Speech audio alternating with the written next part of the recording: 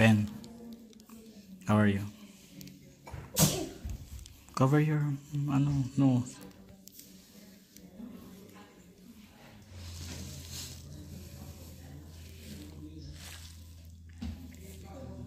Ben. Shh.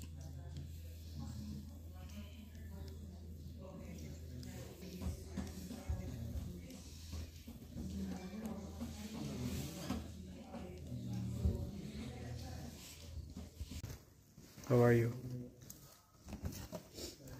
Not feeling well.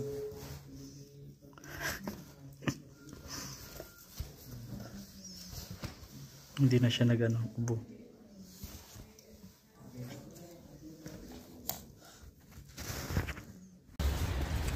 Hello guys, Happy New Year, and not so happy New Year sa amin dahil si Penpen ay may sakit. 4 days na may sakit si Pen. Nag-start siya nung New Year's Eve, December 31st. Pero ngayon, January 3rd na. Tuloy-tuloy pa rin yung ubo niya. Tapos mayroon siyang minsan sinat. Pero may lagnat na ganyan. So, tapos yung ubo niya, hindi siya natatanggal. Kaya, we decided na magpa-check up na sa GP niya. So, galing kaming GP ngayon. Pauwi na kami, or hindi, papunta pala kami sa pharmacy para bilhin yung antibiotic na nireseta. So yun ang dito, realidad. Madalas magkasakit ang mga bata, pero yun, may fault din kami kasi hindi pa namin siya napa-flu vaccine. Pero yun, after niyang gumaling, papa-flu vaccine na namin siya. Tapos ayun, buti namin siya pina-check up kasi parang sabi nung doktor may siya, parang chest pain, mama. Chest infection. Tapos yung binigyan na kami ng nagulat kami, binigyan na kami ng endorsement letter para sa hospital in case na lumala yung sakit niya. Pero yun, sa ngayon observe pa lang daw muna. Bali, tapusin muna yung antibiotic niya. Saka nagsabi na continuous lang yung Calpol, saka yung ibuprofen niya. So yun, kapag okay, okay. Kapag lumala, we need to get her to the hospital na. Pero yun, papunta muna kami sa pharmacy para i-claim yung gamot. Ayun, so yun pa pala na isa namin i-discuss later yung pagreseta nila ng gamot. Actually, tatanungin lang nila kung saan namin gustong i-claim yung gamot. Nasa system na nila yung mga pharmacy. Tapos yun, ang sabi lang namin dun sa may malapit na branch sa amin. Tapos nakikita din nila kung may stock sila. So yun, ganun dito sa Ireland, and I know ganyan din sa ibang bansa like sa Canada and any other European countries. So yun, pagkapunta namin sa pharmacy na sinabi namin, sasabihin lang namin yung pangalan ni Penpen. Tapos yun, i-ready na nila yung gamot, yung antibiotic. So yun, balitaan namin kayo later, and hopefully gumaling si Penpen. Ay, nakaka-depress kapag nakaka-stress kapag yung anak mo ay may sakit, 'di ba? So hello guys, bahay na kami. Nanggaling na rin kami sa pharmacy. Ko-collect lang daw, sasabihin ko lang prescription for Penpen, for Spencer, tapos i-check na nila. I-check na nila sa system nila, tapos bibigyan ng gamot. Yeah. So itong antibiotic ni Pen is 14 euro. Ayun, may bayad to. Yung GP check-up ni Pen kanina walang bayad kasi meron kaming GP visit card for kids under 6 years old. Libre sila ng check-up. Tapos yung gamot hindi. Pero yung gamot pwede siyang i-claim sa revenue.ie sa tax mo. Magparang tax benefit siya. Maka-claim ka ng, I'm not really sure, pero parang 20% rebate siya. Tapos yun. So papainimin na natin si Pen 3 times a day daw to. So yun, hopefully gumaling na siya kasi yun, iiwasan talaga namin yung ospital. Kasi nakakatakot din na ma-hospital siya. Pen? Still sick or not sick? Still sick. May dumating na. In-order ko sa Amazon. This is the humidifier. For the air. Yeah. Para sa kwarto namin kasi tag dito? Nagmo-molds. Doon kasi ako nagsasampay. Yan nauubo. Kaya inuubo Inuubo si Pen. Kain ka? Ayan, puro fruits muna kay Pen. Try this first. Ayaw niya ng blueberry. It's good for your body.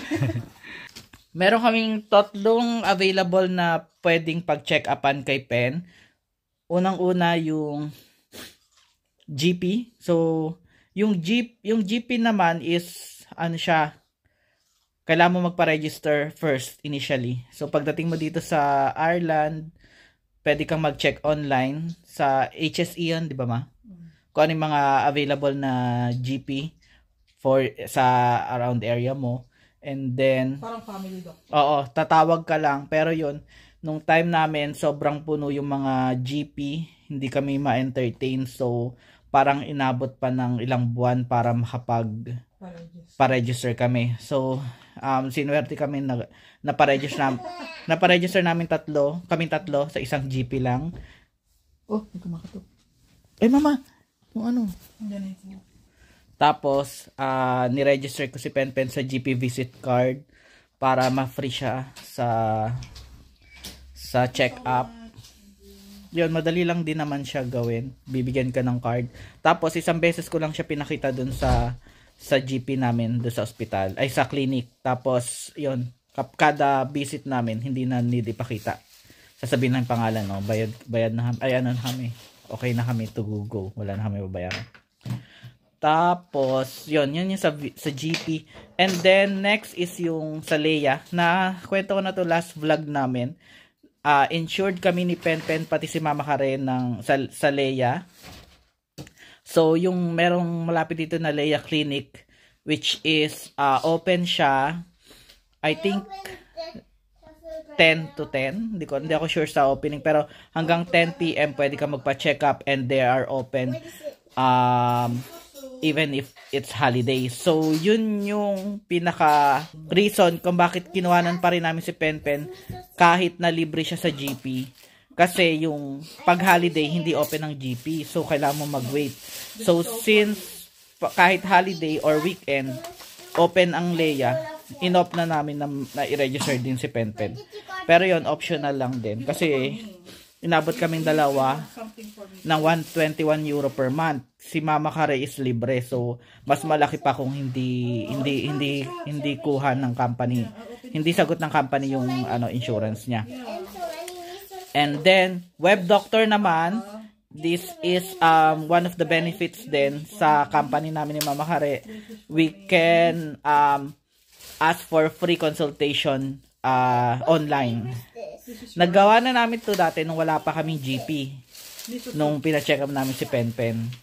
Tapos ganun din, tatanungin din nila kung saan pwedeng i-address yung gamot na nireseta kay Pen. Then pupunta na lang din kami sa pharmacy, then i-claim namin. So yun, yung gamot lang is not free, pero thankful na rin kami na nakaka-rebate pa rin kami. So, yun yung mga options din namin. So, not that bad na rin naman regarding healthcare. Pero yun, hindi pa namin kasi na-experience ang hospital dito. Tinanong ni Mama Kare, kasi kung kahit sa hospital, parang tinanong niya kung sa doktor kung kahit sa hospital ba dapat, kahit saan ba pwede namin idalhin si Penpen na hospital. Pero, ang pagkakasabi ni Doc, parang nag-iisang hospital lang yun na Mama. Regional hospital dito. So yun, negative dito. Oo, yun. Wala kang other option, pero sa Pinas, di ba, ang daming mga hospital. Tapos yun, medyo hindi rin maganda yung feedback dun sa regional hospital na yun. Based sa mga narinig lang yun. Based lang sa mga narinig namin. Kaya ayaw namin ma-experience. So yun, sana gumaling si Pen. Kasi 4 days na siyang nilalagnat, saka ubo ng ubo. Yung ubo niya, grabe. Nagigising kami na madaling araw. Ubo siya ng ubo kasi hindi siya tumitigil. So, we decided na ipa-check up na rin siya. Yun, medyo siguro quick update na lang later on kung maging okay na si Penpen. Sana, yun. Please pray for Penpen also. Kasi, grabe talaga pag bata ang may sakit. Sobrang nakaka-stress, lungkot. So, yun. Pero working na kami ni Mama Kare. Yun lang maganda rin na pwede kami mag-work from home.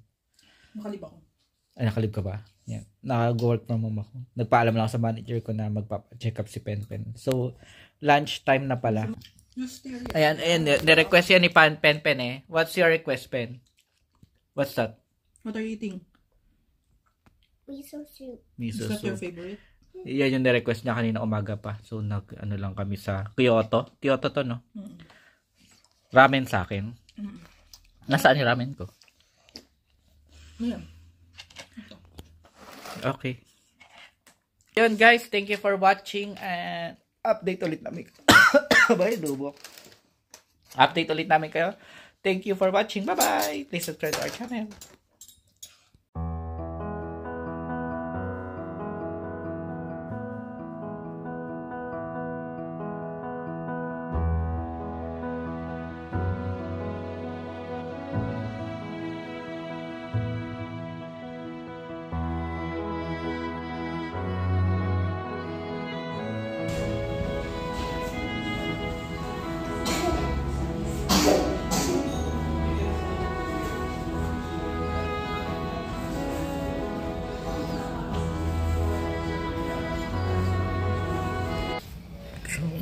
Hello guys, nandito kami ngayon sa hospital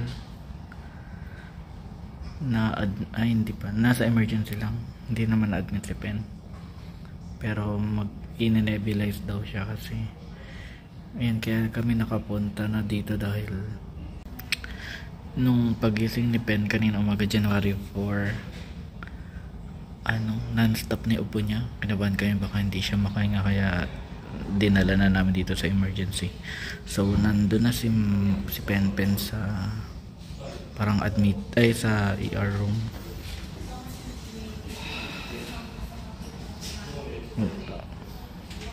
Si Mama Kare lang pwede, so one parent only daw pwedeng makapasok. So dito lang ako sa waiting area. So yun, okay naman, wala namang masyadong tao. Yun, i-nebulize daw siya 3 times a day, pero hindi pa naman siya ina-admit. So ayun, hopefully makauwi din kami later.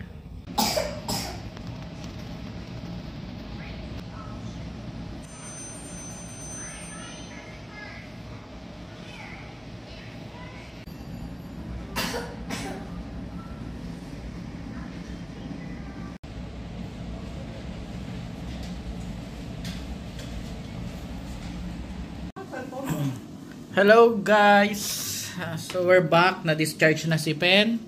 Ayan, yan na ang aming magaling na anak. Akala mo hindi nang galing sa sakit, hindi, pero may sakit pa rin siya. So yun, dumating kami dito sa bahay 6 PM. Medyo umokay na si Pen. So yun, ikukwento ko lang kung ano nangyari sa amin kanina. Kasi di ba parang yung last clip nagbabay na ako. yung para kahapon kasi bala ko kasi i-upload siya kagad kasi hindi ko siya na-upload kasi nung ginabi nun medyo ano na si Pen lagi ubo siya ng ubo tas hindi kami gaano nakatulog kasi panay ubo niya tas lagi siyang dahil doon lagi siya nagigising. Tapos dumating ng 3 PM pinainom ko siya ng antibiotic niya, umokay siya hanggang sa nagising kami. So puyat-puyat kami. Pero nung pagising namin, ako nagising mga 9:30 na actually. Na ano si Penpen, okay pa rin siya, parang okay na siya kasi ang himbing pa rin ng tulog niya nung bumangon ako. Tapos bumangon siya ng I think 10:30 na. Doon na habang pinapakain ko siya ng breakfast kasi papainumin ko siya ng Calpol, doon na umatake yung ubo niya, as in yung ubo niya parang bawat hinga niya ubo, tas hindi siya tumitigil. Parang naisip namin na parang iba na yung ubo niya. So ubo siya ng ubo, nagsuka siya 2 beses. Sabi ko, wala na, dali na natin to sa ospital kasi yun, meron na nga kami diba nung endorsement letter. So kapag lumala daw or may something nangyari, diretso na kami sa ospital, hindi na rin kami magpapa-appointment. Diretso na kami sa emergency area. Dumating kami doon ng mga 11:30. Tapos ayun, parang actually nung on the way pa lang kami, sobrang ano na kami, nag-aalala na kami kasi hindi talaga tumitigil yung ubo niya. Tapos lagi nasa isip ko yung nangyari dun sa nabalitaan namin dito nung nakaraang taon. Bago lang din kasi kami noon. Nung nabalita kami, ibang nationality din, immigrant din sila, family of 3 din. Tapos hindi ko alam kung 4 or 6 years old yung anak nila. Parang namatay yung bata kasi infection din ata yun, something ganon, parang nag-viral infection din nagsimula dun. Tapos hindi ko masyado nung matandaan yung story, basta yun, namatay. Tas nagsisisi yung magulang bakit sila migrate pa dito. So yun yung talagang wino-worry ko na tama ba yung decision namin na magstay dito kasi nung nasa Pilipinas kami, once lang si Pen na hospital na dahil sa sakit niya, and then nung dumating kami sa Jamaica, once lang din siya nagkasakit. So I think sa weather din talaga dito. Yun, nung dumating kami dito, first 2 months namin nagkasakit siya, 2 beses yun. And then kada winter naman nagkakasakit siya, kada may lamig, kasi nung summer parang never siya nagkasakit. So yun, we're hoping na maka-adapt siya dito sa weather. Kasi kung hindi, kung palagi siya magkakasakit, baka talagang mapag-isipan na namin na baka hindi para sa amin tong Ireland. Pero yun, yun nga, first hand experience sa hospital. Yun nga, medyo hindi maganda talaga yung feedback sa amin ng mga kakilala namin dun sa regional hospital na yon, na mabagal daw, ganyan. Tapos sobrang daming tao na naka-queue, ganyan. Pero nung dumating kami doon, actually marami ng tao, 11:30 yun, marami ng tao sa labas. Pagpasok, hindi naman sa labas. Pagpasok na, maraming tao na naka-queue. Pero hindi kami doon. So dumiretso na, wala namang pila doon sa parang reception area ng hospital, na kapag nagtanong lang sila, nakapag-check-in na kami, binigyan namin endorsement letter, tapos tinuro na kung saan yung pediatric section. So pagdating namin doon, walang katao-tao, nakita nyo naman yung video, walang tao as in sa waiting area at that time actually. So parang sabi ko, parang so far so good. Saka nung yun nga, pagdating namin doon sa hospital, medyo nakampante na kami ni Mama Karina, baka na magiging okay si Pen kasi parang okay yung itsura ng hospital actually.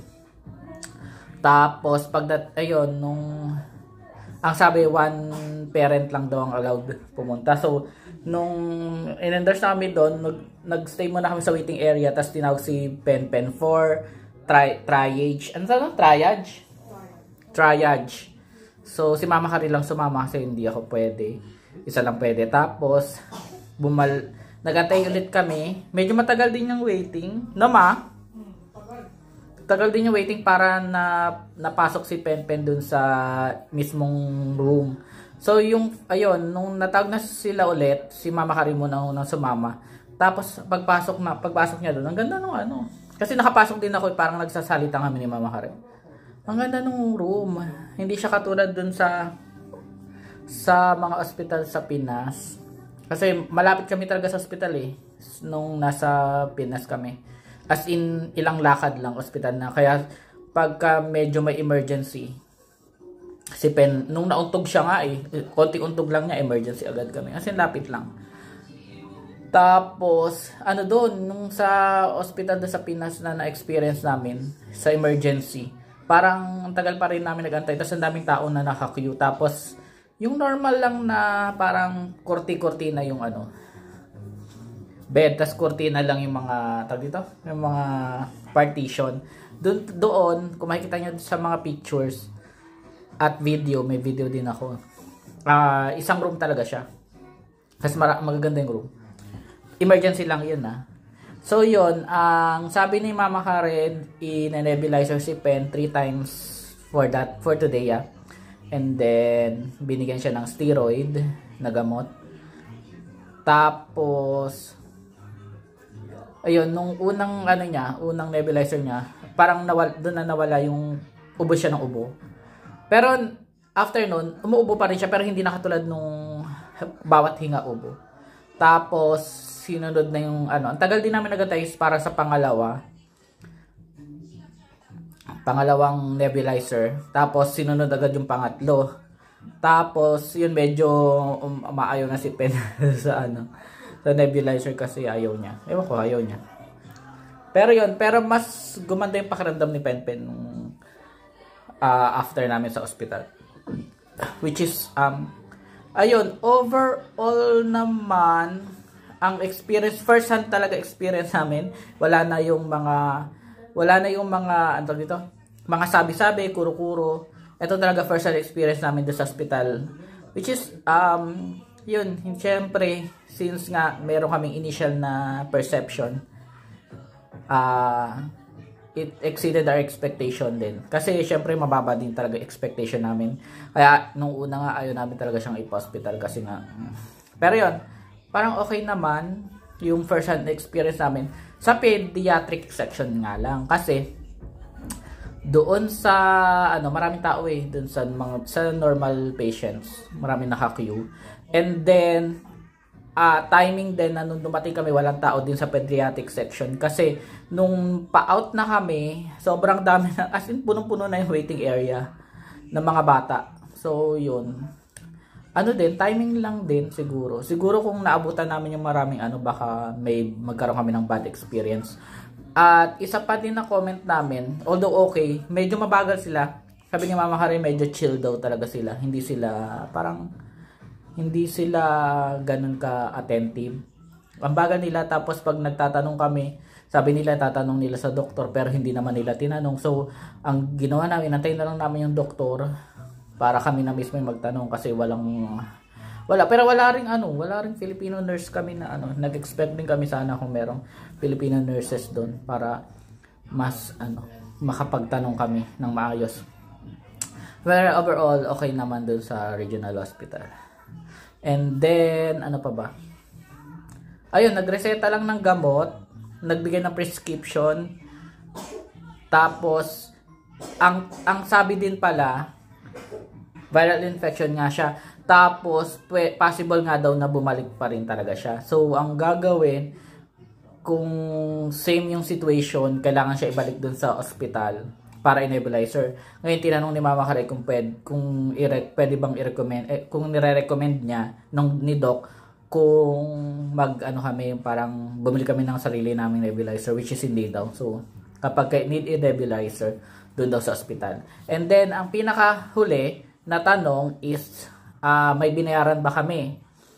Ang sagot ay wala. Wala kaming binayaran dahil nagtanong na kami nung pa-out na kami. Pa-check out na kami. kung may babayaran ka ba kami. Sabi nila wala daw since meron kaming GP endorsement. So kung dumiretso kami yun dun sa emergency, malamang-lamang may bayad siya kahit pambata or something. Hindi ko alam.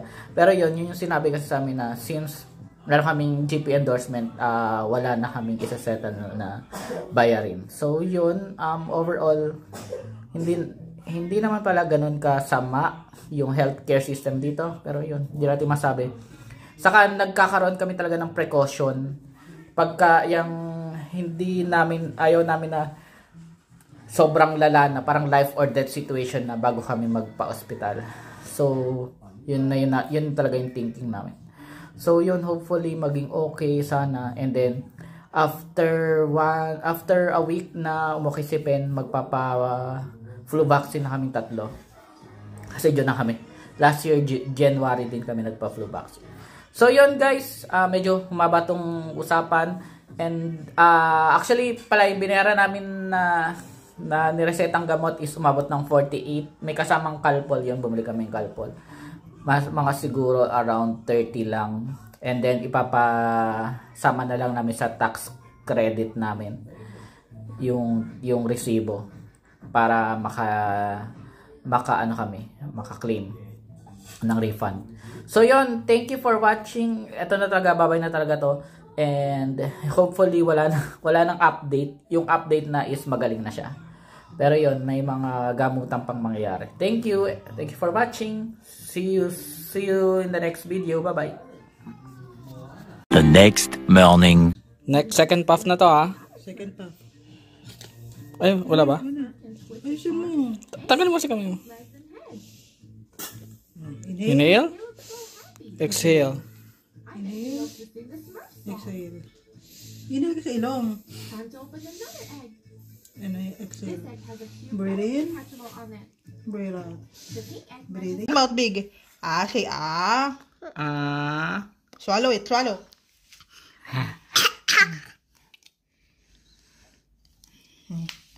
Again. Oh, This way. Swallow. Water. Good job naman See? Very good Open. Swallow. Ba't yung ba inubos? Bakit uwa na naman? Good job Lasa ba naman. yan? Konti na lang. Perfect.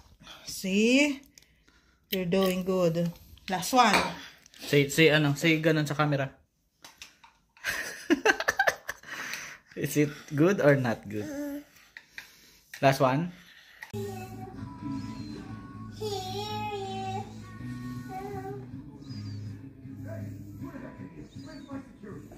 And that's the security. Yep.